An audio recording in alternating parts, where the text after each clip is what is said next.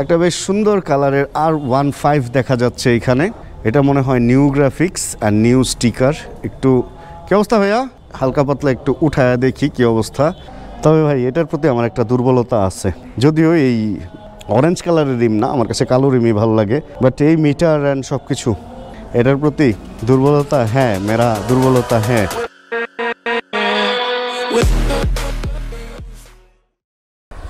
4:19 বাজে হচ্ছে আমার মোটরসাইকেলের ঘড়িতে। বাইকটার সেই চকচকে একটা অবস্থায় বের করছি, কারণ হচ্ছে ধুয়ে রাখছিলাম বাইকটা। সব কিছুই পরিষ্কার, বাট বের করা মাত্রই অনেক ধুলা পড়ে গেল। এইটুকু রাস্তা 1 কিলো আসছি। এখানে লেখা আছে পোস্টার লাগানো নিষেধ, এইখানেও লেখা আছে, এই যে দেখেন পোস্টার লাগানো নিষেধ। অ্যান্ড কেউ পোস্টার লাগায়ও নাই। আর ও বাবার, এই বাড়িতে এই জায়গায়ও লেখা আছে পোস্টার লাগানো নিষেধ। এই যে দেখেন, সুন্দর একটা গেট, তো ভেতরে অনেক সুন্দর, আমাদের উত্তরার বাড়ির মতো। আর এই ওয়ালে লেখে নাই পোস্টার লাগানো নিষেধ, এই জন্য দেখেন এই ওয়ালে কি পরিমাণ পোস্টার লাগাইছে। আর এই পাশের ওয়ালে লেখে নাই, এই জন্য এই পাশের ওয়ালে ওয়াল পেইন্ট করে রাখছে, সবাই পেইন্ট করে দেন। Cosmic, Rimjhim, star coaching, Uday coaching and science and commerce coaching. ভাই রে ভাই, সেই অবস্থা। পোস্টার লাগানো এবং দেয়াল লিখনের এই ব্যাপারটা থেকে আমাদের দেশটা কি আদৌ বের হইতে পারবে কখনো? প্লাস ইলেকশনের পোস্টার, ইলেকশনে আসলে পোস্টার দিয়ে এটা কি ক্ষমতা দখল করে ফেলা যায়? মানে আমার কাছে এই ব্যাপারটা খুব হাস্যকর লাগে যে মানুষের ওয়াল নষ্ট করে, মানুষের রাস্তার উপরে, এবং ইলেকশনের পরে এগুলা আর কেউ নিয়ে সরায় না। বাস টাস যা যেভাবে ওইভাবেই থাকে, ওগুলো আস্তে ধীরে রাস্তা ময়লার কাজে ব্যবহার হয়। মানে একটা ইলেকশনে চিন্তা করেন, দেশের দায়িত্ব নেওয়ার আগে দেশকে অপরিষ্কার করার দায়িত্বটা আমরা নিয়ে ফেলি। জিনিসটা আসলে আমার বেশ একটা ভালো লাগে না। Hey everyone, this is Syed Mohammad Iqbal, welcome to my YouTube channel MSI Vlogs। আমরা একটু ভেলো মার্টে যাব আজকে। ভেলো মার্টে যাওয়ার আগে বলি, আজকে এই বাইকটা কেন নিয়ে বেরোইছি জানেন? কারণ হচ্ছে এই বাইকটা আমি যখন লাস্ট রাখছি বেশ কিছুদিন হয়েছে, মাঝখানে একদিন মনে হয় স্টার্ট দেওয়া হয়েছিল, তারপরে অনেক দিন স্টার্ট দেওয়া হয় না। বাকি বাইকগুলো টুকটাক বের হয়েছে, স্টার্ট দিছি বা কিছু, কিন্তু এই বাইকটা স্টার্ট দেওয়া হয় নাই। এই জন্য কালকে রাতে আমার এটা যখন মনে আসছে, তখন আমি ঠিক করছি যে আজকে একটু লং টাইম বাইকটা চালাবো, তাহলে বাইকটা আবার একটু সচল হয়ে যাবে।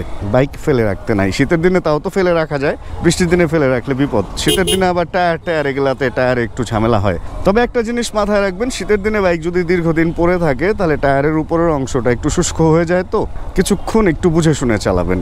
একদম নিয়ে টান দিবেন, ব্রেক করবেন, ফাস্ট করে পিছলে পড়ে যাবেন, সেটা যতই ABS থাক এবং যত যাই থাক। কারণ শীতের দিনে রাস্তাও থাকে শুষ্ক, আপনার টায়ারও থাকে শুষ্ক। আর শীতের দিনে ভোরবেলা এবং সন্ধ্যাবেলা এবং রাতে রাস্তার মধ্যে কুয়াশা টুয়াশা পড়ে থাকে, রাস্তা পিচ্ছিল হয়ে থাকে। খুবই সাবধান শীতের দিনে রাইডিংয়ের ক্ষেত্রে। আর হর্নেটটা নিয়ে আমি গত ভিডিওতে যখন নিলয় ভাইয়ের হর্নেটটা চালাই, বলছিলাম যে পেছনের চাকা স্কিড করে। আসলে কি হর্নেটটা ওই ধরনের টানাটানি করার জন্য বা ড্র্যাগ রেস বা এই সমস্ত কাজের জন্য বানায় না। এটা একটা real commuter, and real commuter bike always ভদ্রভাবেই চালায় মানুষ, এটা নিয়ে রেস করে না, তাই না?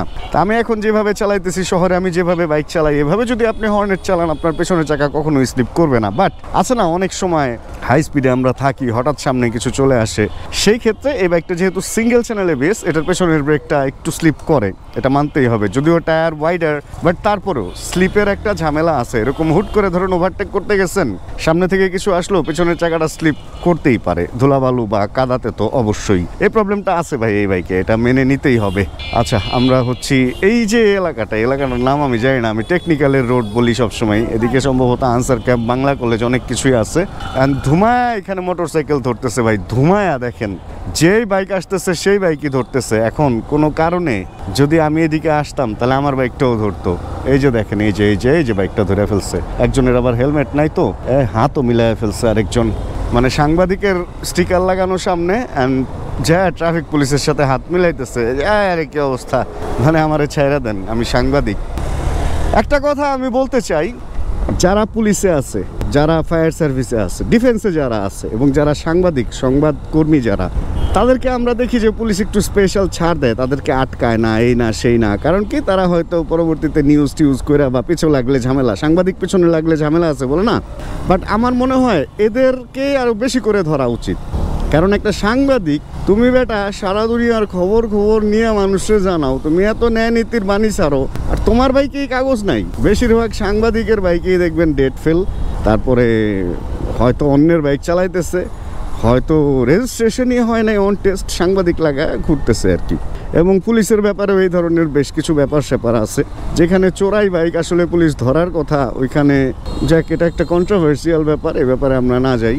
যাই হোক, বুঝলে বুঝপাতা, না বুঝলে কিছুই না, এই হচ্ছে ব্যাপার। যাক, সুন্দর একটা রাস্তায় সুন্দর একটা রাইড আমরা আজকে করতেছি, আর অনেকদিন পর বাইকটা বের করেও ভালো লাগতেছে।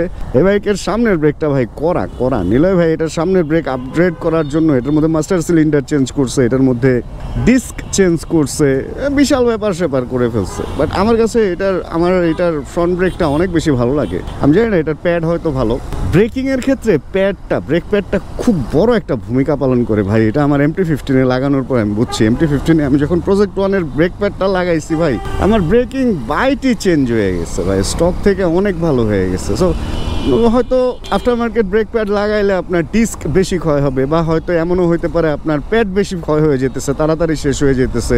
তো আসলে ভালো পারফরমেন্সের জন্য আসলে একটু খরচ বেশি করতে হবে, ক্ষয় হবে, আবার কিনতে হবে, এটাই সিস্টেম। এনে যে দেখেন হঠাৎ টান দিচ্ছি না, এই যে দেখেন সামনে মালা এসে পড়ছে, আমি পেছনের ব্রেকটা অল্প ধরছি, সামনের ব্রেকটা বেশি ধরছি, থামায় ফেলতে পারছি। বাট যদি আপনি অভ্যস্ত না হন এই প্যানিক সিচুয়েশনে গিয়ে, যদি পেছনের ব্রেক বেশি পড়ে যায়, 50-50 পড়ে যায়, তাহলে এটার পেছনের চাকা স্লিপ করবে, এবং যদি বেশি স্পিডে থাকে অনেকক্ষণ স্লিপ করে, সেই ক্ষেত্রে পেছনের পাশ বাইকের সামনের দিকেও চলে যেতে পারে, মানে বাইক ঘুরেও যেতে পারে। যাই হোক, কেন যায় না, আজকে রাস্তাঘাট অনেক বেশি ফাঁকা, ব্যাপারটা এনজয় করার মতো। এই এলাকা বন্ধ কিনা আজকে আমি বুঝতেছি না।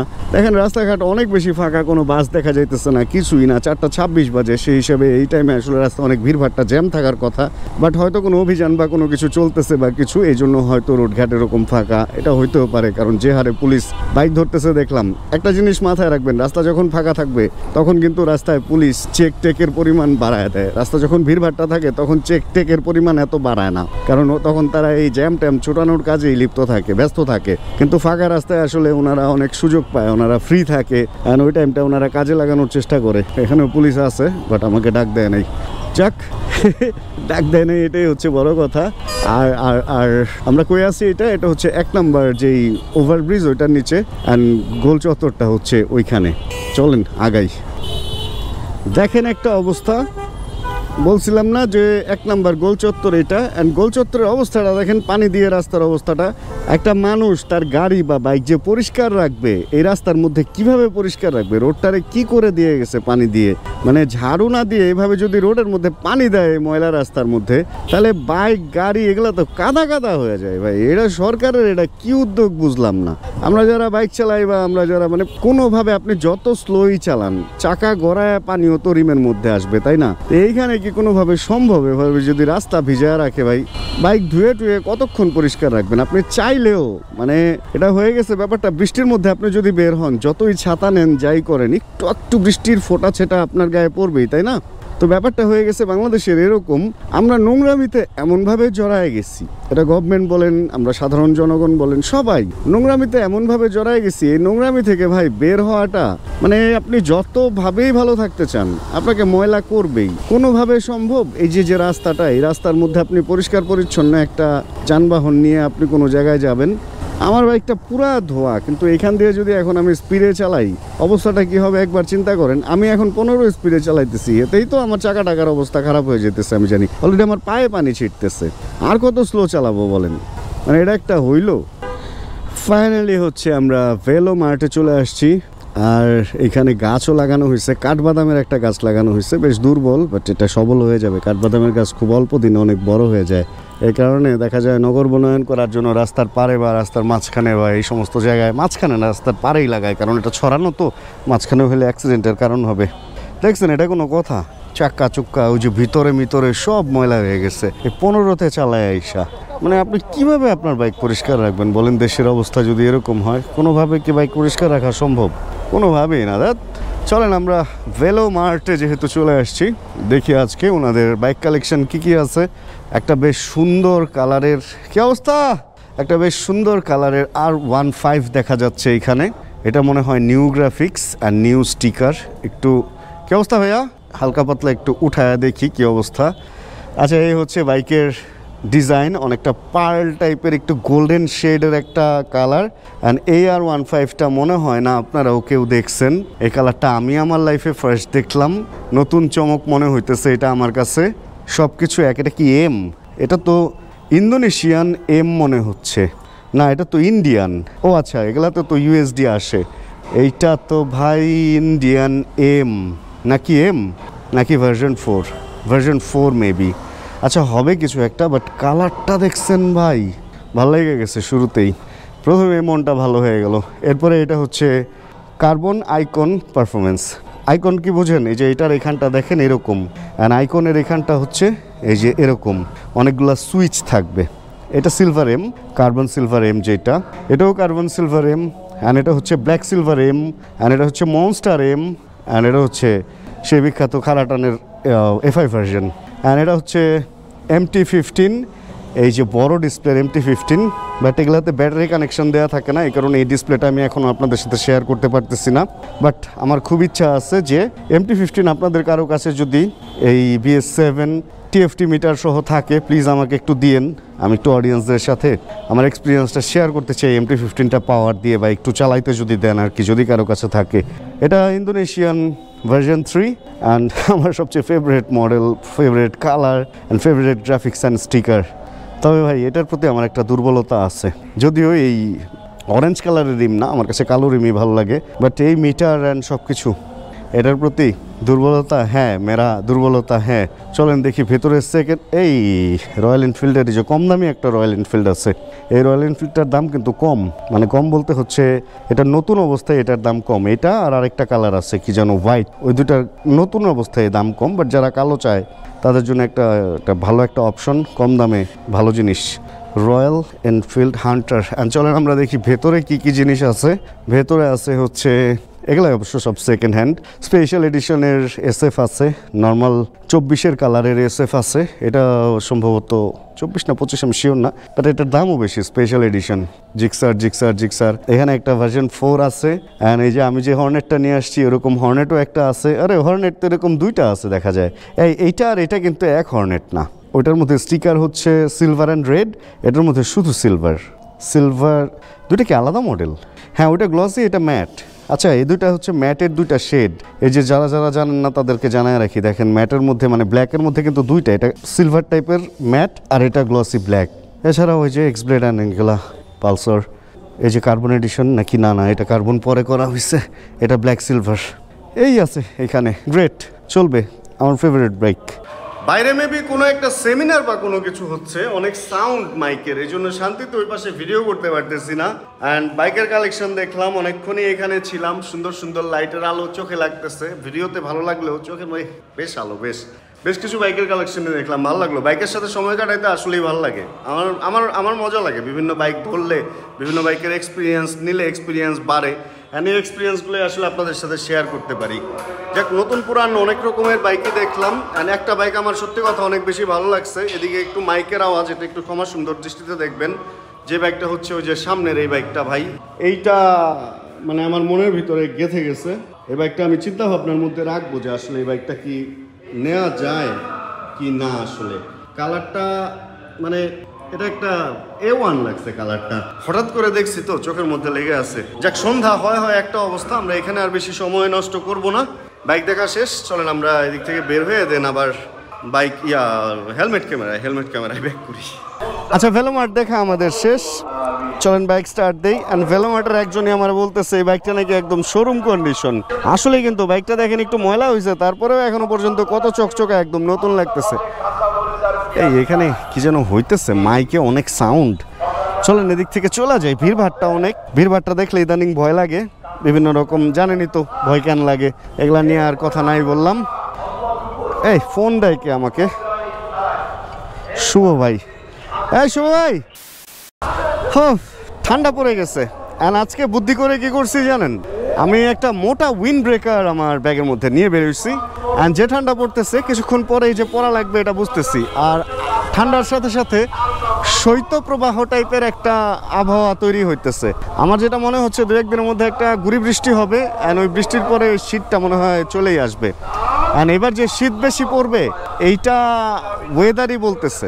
মানে লাস্ট কয়েক বছর এমন বৃষ্টি হয়েছে, ওইটার পরে এবার শীত বেশি পড়বে এটা মোটামুটি মানে এটা বুঝতে আমার বাকি নাই। আর এদিকে একটা রাস্তা আছে, একটা গোপন রাস্তা, ওদিকে যেহেতু মিছিল মিটিং হচ্ছে, এটা না রাস্তা, এটা না, মিছিল মিটিং হচ্ছে সেহেতু ওদিক দিয়ে আর গেলাম না।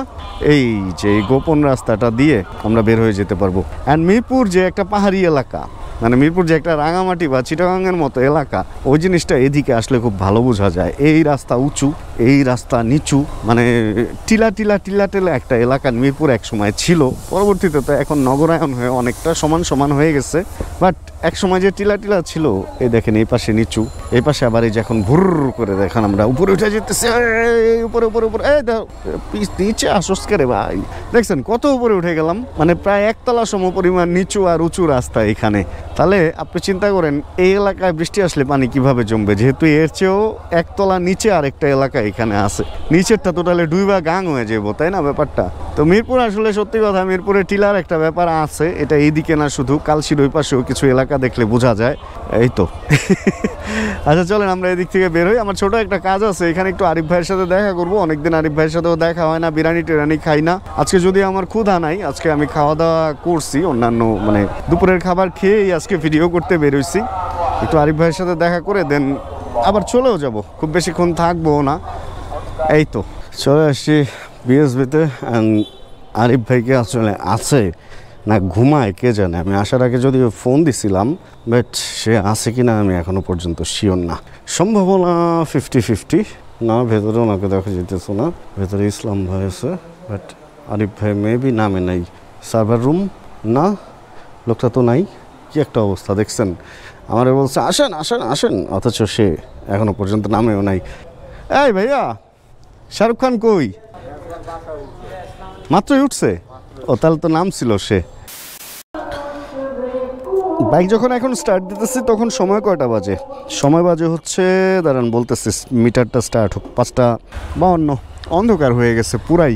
আরিফ ভাইয়ের সাথে দেখা হইলো, সে একটা কি যেন কফি বানায় নিয়ে আসছে, অস্ট্রেলিয়ান কি কফি যেন বললো আর কি, নামটা ভুলে গেছি, কি আমেরিকানো না মাকাও না কি যেন একটা বলতেছিল, টেস্টি ছিল।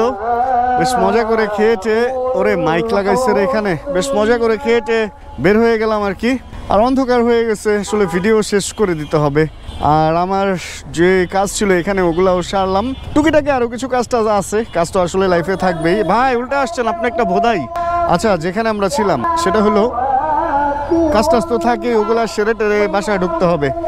অ্যান্ড ঠান্ডাটা এনজয় করতেছি, উইন্ড ব্রেকার বের করি নাই, কারণ মানে ভাল লাগতেছে, উইন্ড ব্রেকার পরলে এখন আবার গরম লাগবে, এমনি ঠান্ডাটাই ভাল লাগতেছে।